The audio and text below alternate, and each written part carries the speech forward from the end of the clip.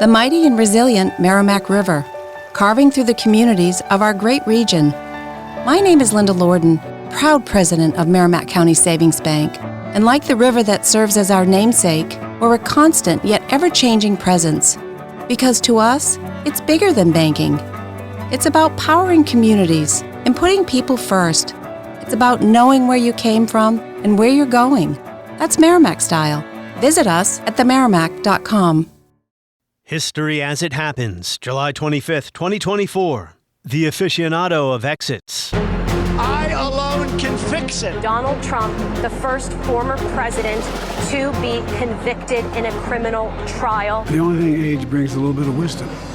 And I think I've demonstrated that I know how to get things done. I am running and going to win again. We have breaking news here. President Biden has announced he will stand down from the race. Kamala Harris.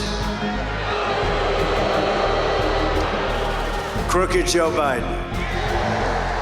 Donald Trump may be the most consequential politician of the 21st century, in large part because he refuses to go away, despite numerous defeats. President Joe Biden, until changing his mind this past Sunday, had also refused to face reality that his half-century-long political career is ending.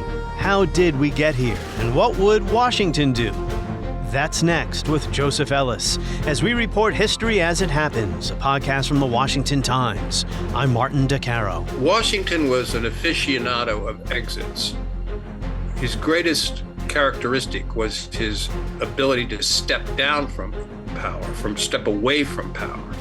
He did it twice. Once at the end of the war, when he surrendered his commission to the Congress, which was then being held, believe it or not, in Annapolis. And when he did that, Jefferson, who was president, said, "We've just seen an American miracle." Did the past 3 weeks really happen? They did. What I'm going to do is fix the tax system. For example, we have 1,000 trillionaires in America. Billionaires in America. If they just paid 24%, 25%, either one of those numbers. Up to 20 House Democrats now calling for the president to step aside. 2 out of 3 voters, according to a lot of polls. Well, that's a little bit old, that chart. That chart's a couple of months old, and if you want to really see something that's said, take a look at what happened.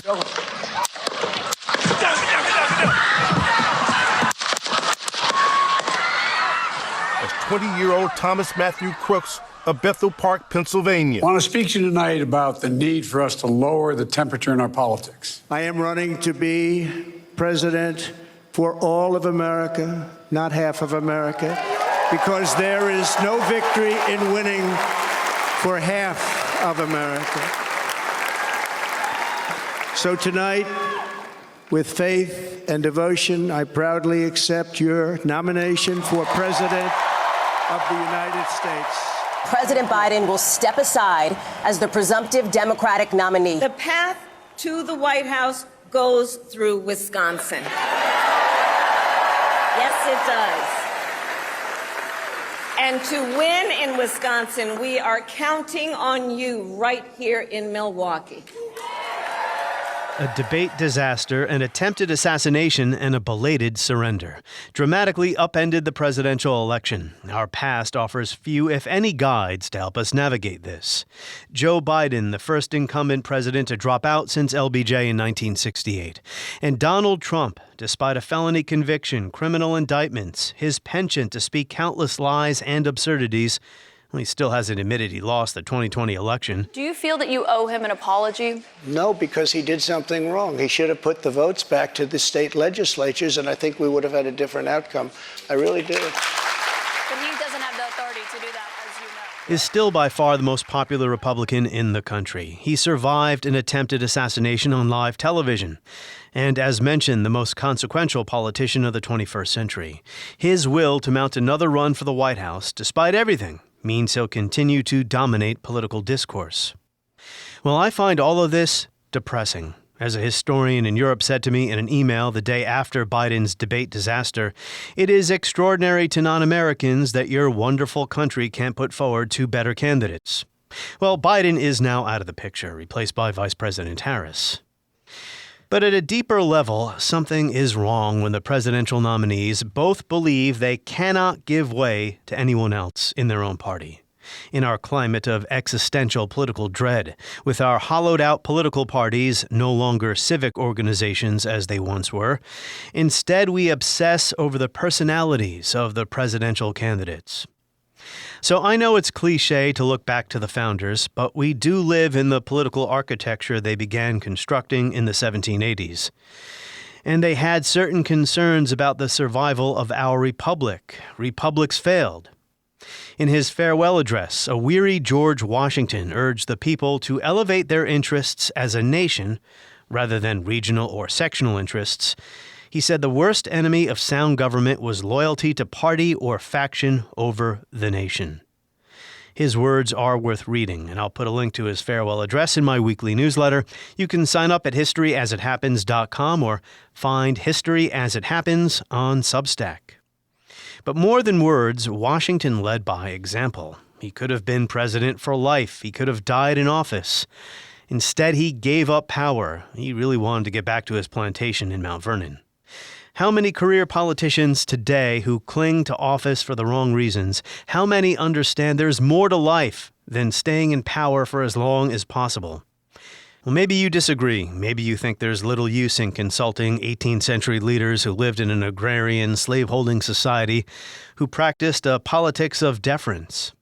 You can let me know at mdecaro@washingtontimes.com. With your permission, I'll publish your criticisms in my newsletter.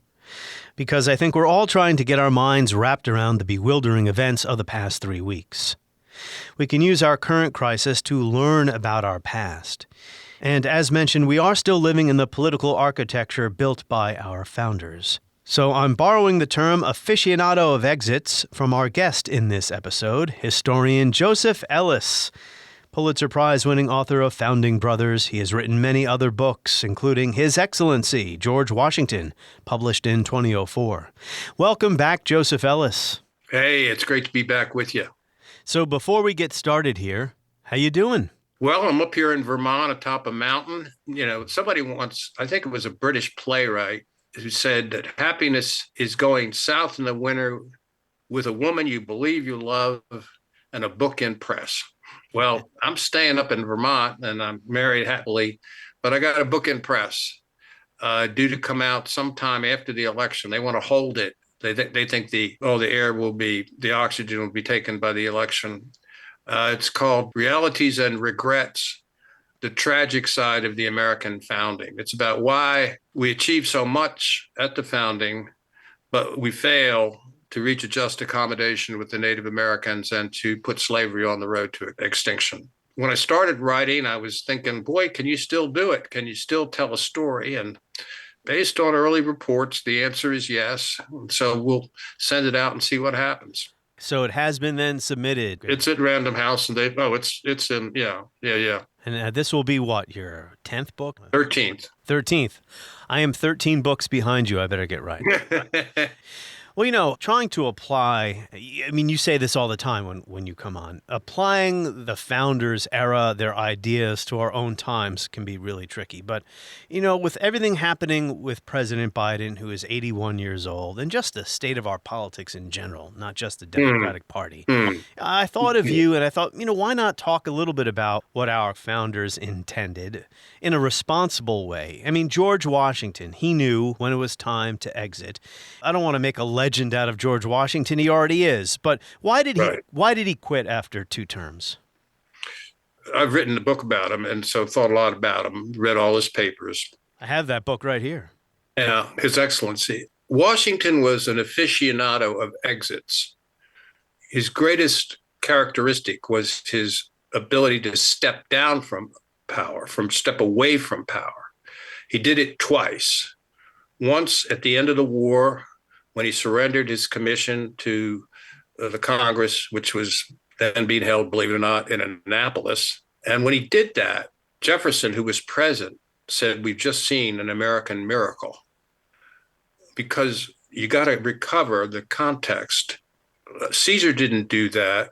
Cromwell didn't do that. A whole bunch of other people later on are not going to do that, all dictators. And when George III heard that Washington had stepped down from power, because Washington could have been named monarch right then, He said, if he does that, he'll be the greatest man in the world. And for a while, he was. No president in American history did not want to be president more than George Washington. When he rode up to New York, then the capital, he said he felt like he was going to his own execution. If you read the papers of Washington throughout the presidency, which I have done, what's striking is how many of them are about Mount Vernon. That's where he wanted to be. It was important to a man like Washington not to look ambitious, even though, of course, he had to have some ambition. That wasn't just only Washington, though. The idea No. Any person who campaigned for the presidency was regarded as unqualified. Jefferson did the same thing. He hid it because he was afraid somebody was going to ask him if he was going to run. So it's a different time. So a comparison between the late 18th century and the founding is always an exercise that's you got to be careful about. I do think that in our current context, Donald Trump is the anti-Washington. Trump lost an election but could not acknowledge it and has promised that if he loses the next one, he will not acknowledge it. But Washington, the farewell address is famous for two reasons. One is for its statement about America's future foreign policy, which is going to be to steer clear of European entanglements. And it's a policy that became the foreign policy of the United States for the next century. In fact, in the middle of the 19th century, Congress adopted a rule that you have to read the farewell address once a year to be reminded of what Washington's wisdom on foreign policy was. But the second reason was that he stepped down.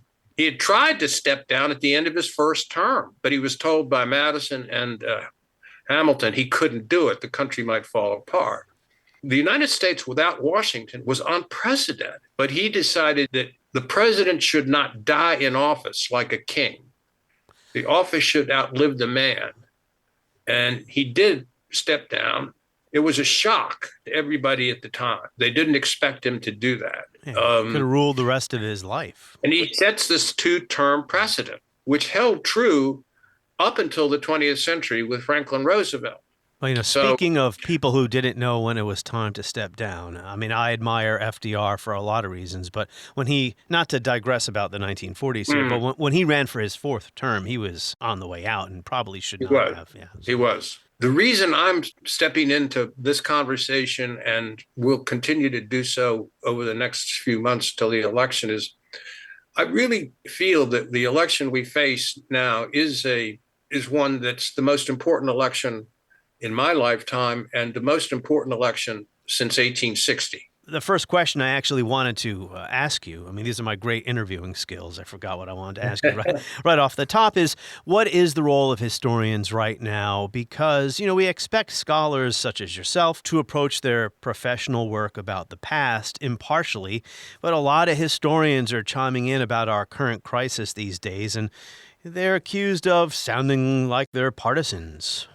I think in the current context, it is morally and historically impossible to be a nonpartisan because I think the historical context we face is a choice between retaining our identity as a republic and moving forward in American history or abandoning that, moving backward in American history. That's what Make America Great Again means, putting in place an aspiring dictator. And once a nation goes over to dictatorship, it's difficult to recover. Anyway, I think we're facing that kind of critical situation. And I think that historians, instead of attempting to stand back and hold their fire, need to join the debate. And I think it should be a debate, a dialogue. And you know how I believe in dialogue. The Constitution isn't a set of truths. It's a framework in which we argue about what the truths are. But that in that debate, I don't think attempting to be fair-minded to both sides is a viable moral or historical posture. The choice is really one between, as I said, going forward as the major nation in the world or going backward. I don't want to die, and I'm almost as old as Joe Biden. I don't want to die knowing that the values of the founding, which have been there for 248 years as a republic, are lost under my watch in any sense of the term. So that's where I'm coming from. I see things a little bit differently, although I am concerned, as you are, about what's potentially coming.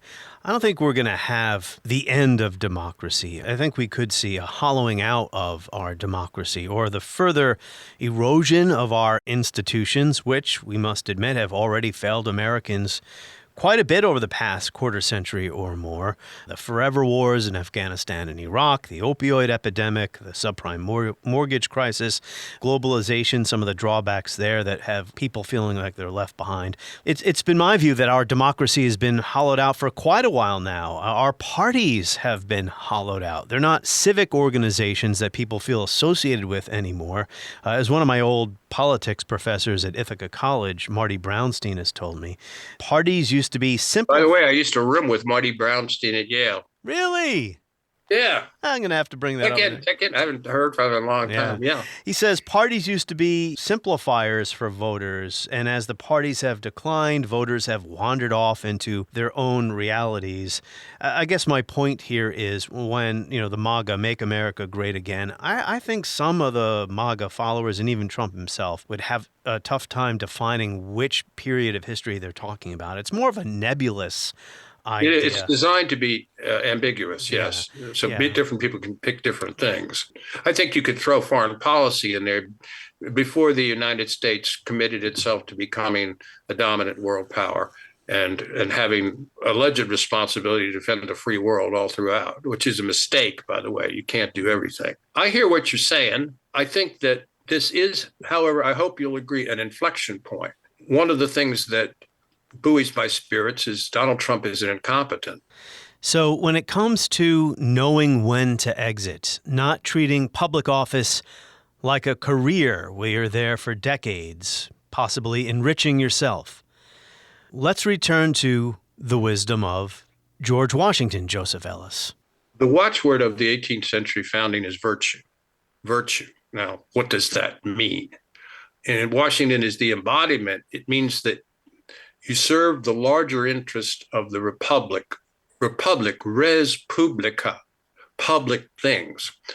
The republic is not the same thing as the people.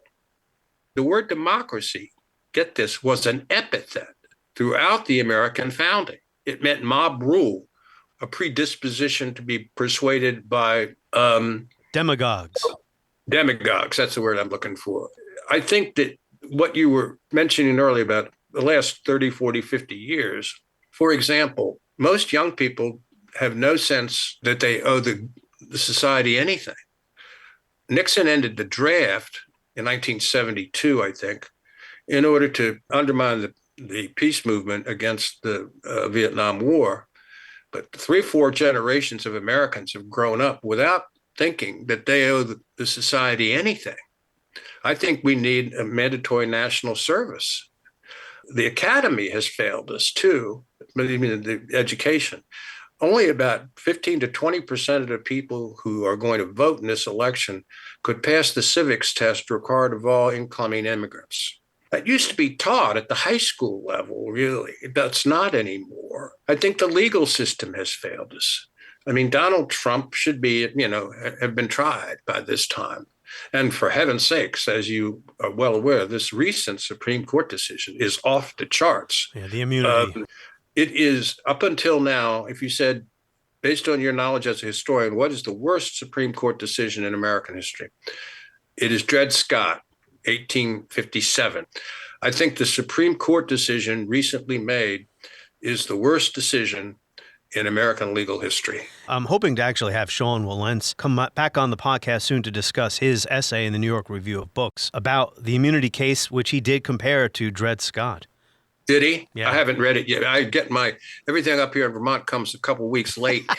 And is it the Pony Express or something up there? Yeah. Sean and I agree a lot, and sometimes we disagree, but on this we're in complete agreement. And the Supreme Court has assumed a role, which is ironic, namely that it's the ultimate enforcer of the law, and it believes it is above the law. It's also ironic because 4 of the members of the court that are the most conservative claim to be originalists. Anybody that's an originalist who claims that their values have to come from the founding know that the debate over executive power at the convention and the debate during the Declaration about kingliness means that the ghost at the banquet in the founding is monarchy. We can be many things, but we cannot be a monarchy. And they have ruled exactly the opposite. And it cannot be interpreted as anything else, other than a partisan support of the Trump candidacy. And they delayed the vote endlessly so that it wouldn't occur, so that he couldn't be tried. At any rate, I think we've got a major problem here, and maybe Sean will be able to offer an answer that I can't, but ultimately that decision must be overthrown. Well, how do you do that? I think the only way to do is pack the court. Or reform the court. It can be expanded. I mean, the number 9 of justices, that's not in the Constitution. We used to have it's not. We used to have fewer. You can do it, but how do you do it? You have to be able to get an endorsement from the House and the Senate. You have to win a substantial advantage in both houses of Congress. That's going to be really tough to do. As soon as you have it, let's do it and go forward. You're right. There's no limit to the number of people that can be on the Supreme Court, but it's going to be really hard to do. 9 people have so much power over our lives. So if this court is going to be this powerful, why not have more people on it? Why not expand it? Why not democratize it? It's really not a democratic institution. Joseph, we were talking about Republican virtue, lowercase r, Republican virtue before. What did the founders mean when they said elected officials should be disinterested? It meant that serving government especially the national level, was a public obligation that essentially was a sacrifice on your part. And it was a sacrifice you'd be prepared to make. Therefore, it was not a job. In other words, it wasn't something you could do and expect to maintain for 50 years or whatever.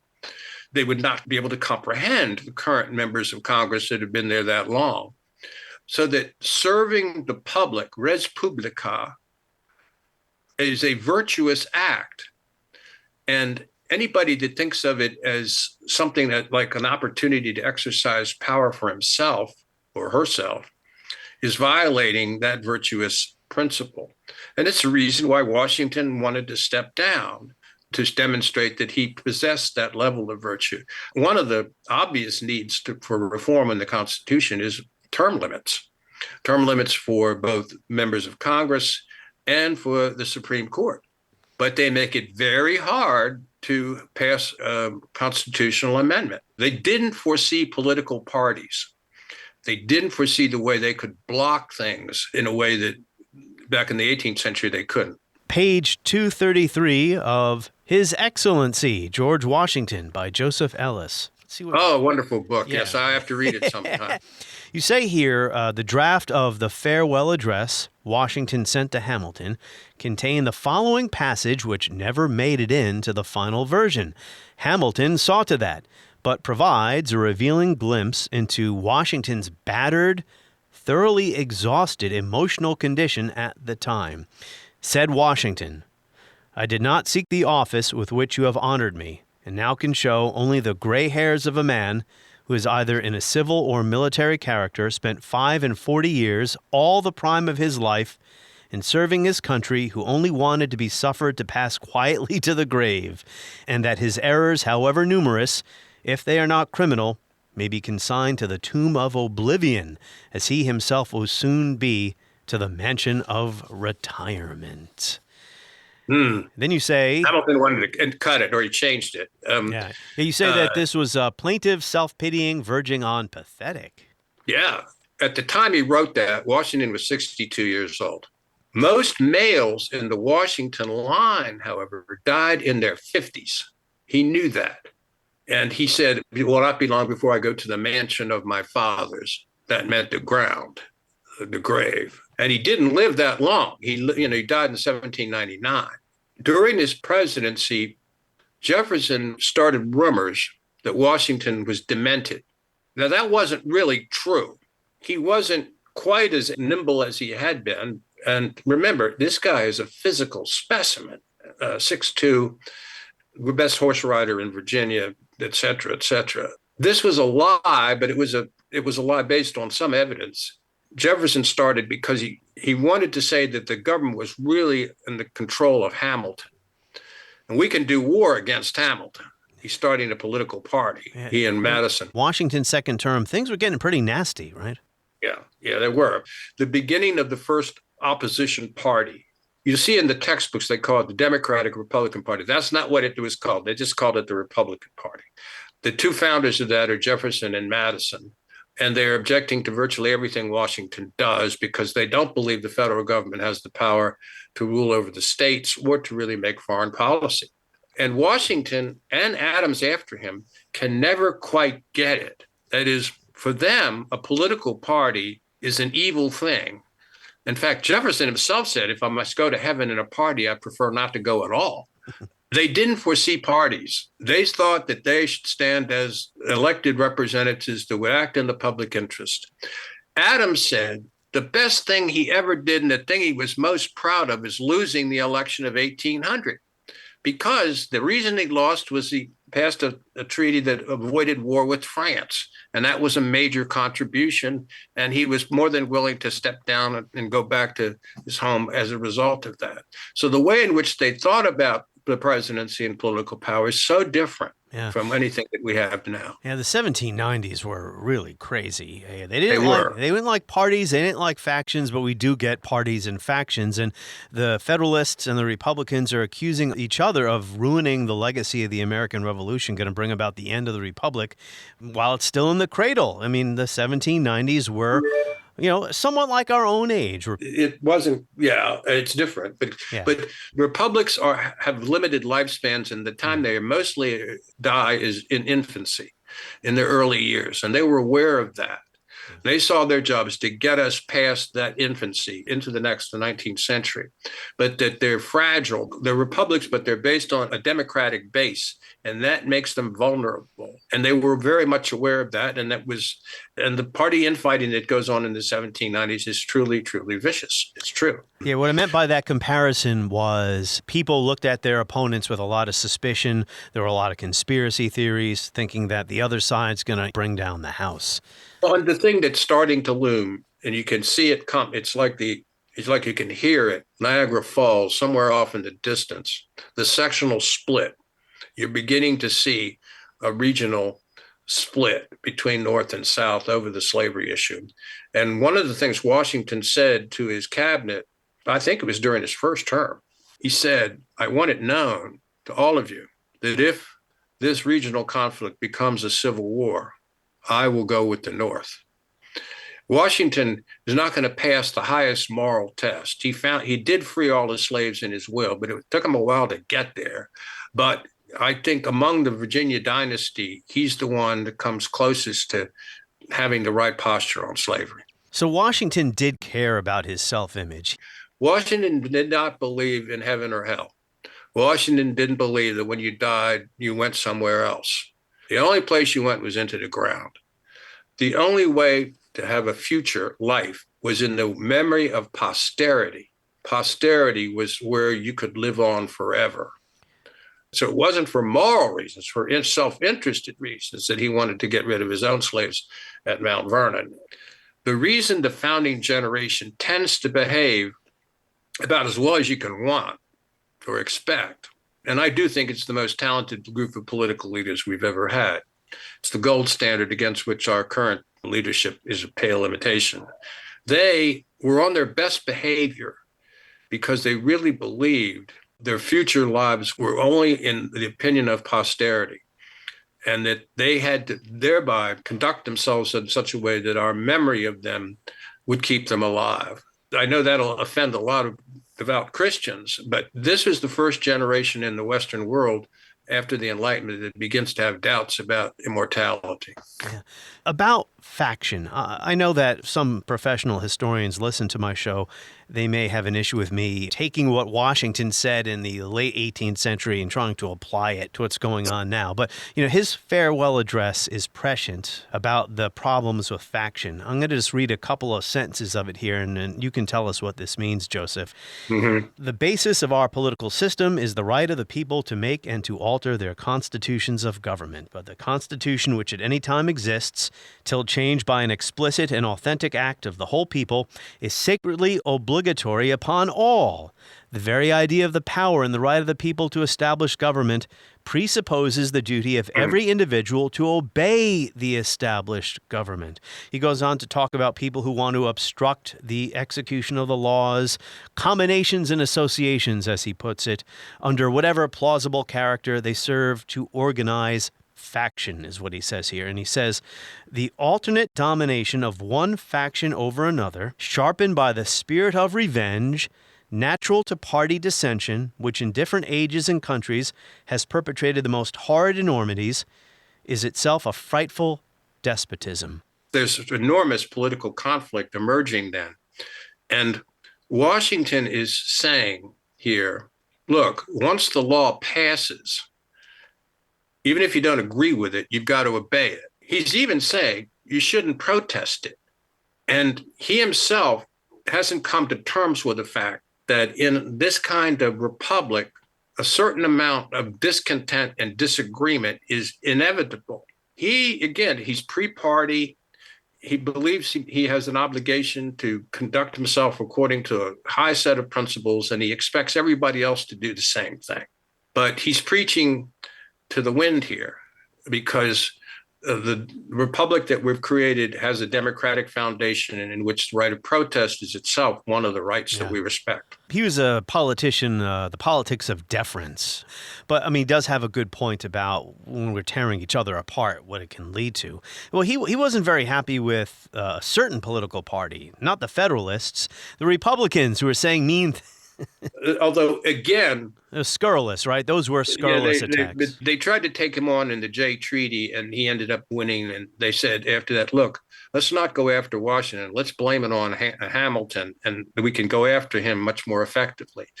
Virtually everybody, this is from the time he's head of the Continental Army through the time he's president, everybody who goes up against Washington ends up a loser. Everybody. That he is a singular figure. Maybe Benjamin Franklin was wiser. I think Jefferson was more intellectually sophisticated. I think Hamilton was the smartest of them all. I think Adams was the best read and the most honest. They all agreed on one thing. He was the greatest. He's the closest thing to a singular figure who could have been the American monarch and who rejected that role. I used to be on this committee for 10 years that assessed all the presidents. The top three for the last 30 years have always been the same. Chronologically, Washington, Lincoln, FDR. I would always rank Washington first. Everybody else is starting to go around Lincoln. I said Lincoln saved the republic that Washington created. But it's understand those are the top three. In the most recent study, that comes out every 4 years. I'm no longer on the committee. It's comprised of historians and political scientists. Guess who came in last? Donald Trump. Yep. Well, one of our most important Republican traditions was the peaceful transfer of power. You mentioned how Washington was universally respected. I can't think of anyone in public life today who is universally respected. No one who stands above it all. Everything is so partisan, so tribal, and we seem, at least, to have so much division that we're incapable of solving our long-running problems. Like I can't talk to the founders. They're not really up there anyway, but I think I can because I've read all their papers. One of the things that they would say is, you got to change the Constitution. I'm surprised and shocked that we still have the Electoral College. There hasn't been a constitutional amendment in a long time, but go ahead. No, and especially a big one. That we gave this to you, and Jefferson said, put it really quickly, he said, for you to regard our words now as script that would last forever is sort of like me attempting to wear the sweater as an old man that I had as a child. So that you got to get past the founders in some ways. The founders' legacy was designed to create a republic that would endure for the immediate present, they would be shocked. It's like we've been driving the same car without really redoing the engine. They didn't want to be our dictators, that's for sure. Yeah. If you said to me, what would Adam say about Trump? He would say, I told you so. The republics are vulnerable to demigods. And we've had demigods. Father Coughlin, Huey Long, the senator from Wisconsin. But we've never had one that made it to the White House. And that's what's distinctive. Maybe they'd say, Madison is asked in 1829, how long do you think the Constitution will last? He said, if we're really lucky, 100 years. Wow. Okay. Jefferson mused about having a constitutional convention every generation, which would have been insane to try to do something. Yeah, it was. Like that. I mean, Hamilton, Madison, when he found out, he nearly had a heart attack. And that's famous. Every generation, every 19 years, you'd have to rewrite the Constitution. And Madison said, by the way, the generations don't march in and march out together in any kind of coherent way. At any rate, right now, there's no movement possible inside government to revise the Constitution. I'd like to talk to my colleagues in history and the law. We need a major conversation about what changes need to be made in this document. Admittedly, at this phase, there's no practical way to see how you can implement it, but the thinking itself needs to begin and to be made public and create a dialogue at the public level about the major changes that would be required in the current document. Well, Joseph, if you ever are done writing history, when you're done wrapping up that part of your career, at your age, at this point in the life cycle, you're now eligible to run for president of the United States. Needless to say, I would refuse to run, which would be the highest form of compliment I'd make to the 18th century. Sorry, you'd be the next Cincinnatus. So. Yeah. Cincinnatus cannot come back. Well, in lieu of Cincinnatus, I am more than happy with Joseph Ellis. We thank him for returning to the podcast. On the next episode of History as It Happens, what is economic nationalism? Did you listen to their speeches at the RNC, J.D. Vance and Donald Trump? Tariffs, immigration restrictions. We'll speak to economic historian Phil Magnus about economic nationalism in American history and in the 21st century of globalization. Next, as we report History as It Happens, a podcast from the Washington Times.